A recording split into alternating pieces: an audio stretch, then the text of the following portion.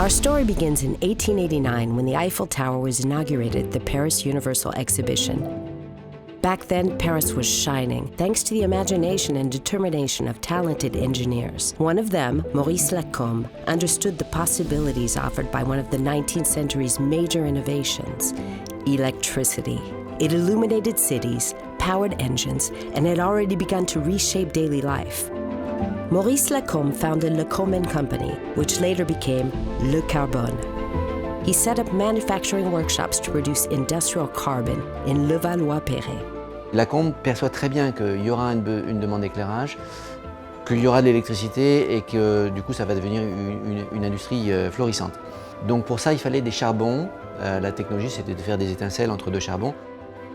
Il recrute un jeune ingénieur, Charles Street. Et Charles Street avait rapidement remarqué que plus on traitait la phase de carbonisation, ça s'appelle, plus elle était à haute température, plus les charbons avaient une qualité de durée, quoi. Ça augmentait leur durée de vie. Et il a inventé un tout petit four, c'était très mignon et très astucieux, qui consistait à faire passer dans le charbon de l'électricité. Et il s'est rendu compte que la matière était beaucoup plus solide, beaucoup plus dense et surtout les durées de vie des charbons étaient multipliées par 3, par 4, par 5. Donc ça a été une véritable révolution et ça a donné naissance à ce qui est devenu vraiment le socle de carbone pendant des dizaines d'années, c'est cette fameuse industrie de balais pour moteurs, qui a été vraiment le domaine où Mersenne a dominé la concurrence pendant des années et qui lui a valu plein de succès. At the same time, Fabius Henrion, self-taught and passionate about electrical techniques, triumphed with his carbon arc rods, which won a gold medal at the 1889 Paris Universal Exhibition. They were soon used to provide lighting for the Butte-Chaumont district, the Parc Monceau Public Park, and the Place de l'Opéra Square. To conquer this new market, Fabius Henrion decided to build a factory in Pagny-sur-Moselle, which was inaugurated in 1893. C'est l'origine de la Compagnie Lorraine des charbons pour l'électricité.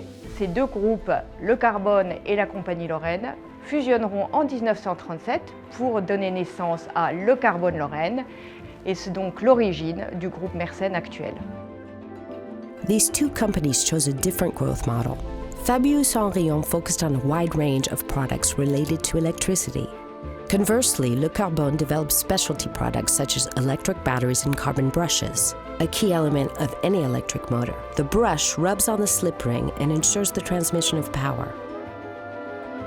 The increasing use of motors in industry and the emergence of the automotive industry provided tremendous economic opportunities for Le Carbone Company. Le Carbone set out to conquer the world. Its early global expansion paid off, making it a leader in the world graphite industry. The Levallois-Perret facility was no longer sufficient. The company had to think bigger, and in 1913, a large modern factory was built in Gennevilliers. Le site historique devenait trop petit avec l'expansion des marchés, donc il a fallu trouver une usine plus grande. Et donc le propriétaire à l'époque est tombé sur un terrain disponible en pleine campagne.